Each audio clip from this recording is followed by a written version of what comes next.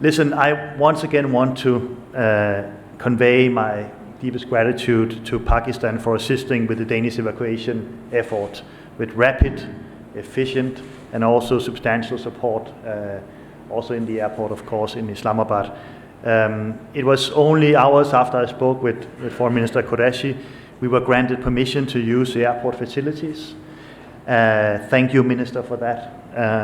This arrangement has been crucial in our evacuation and became a model for a number of countries to follow.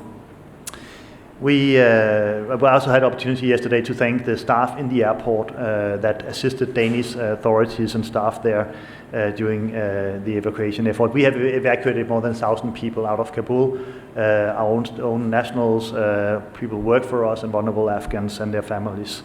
Listen, we have a strong and long bilateral relationship, Pakistan and Denmark. For the past 70 years, we had diplomatic ties.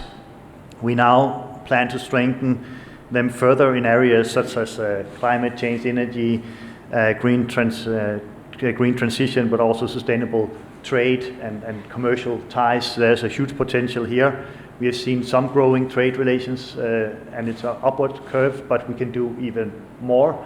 And I want to commend the energy transformation and also the climate efforts that the Pakistani government is doing. I was very pleased to plant a tree with His Excellency before our meeting started.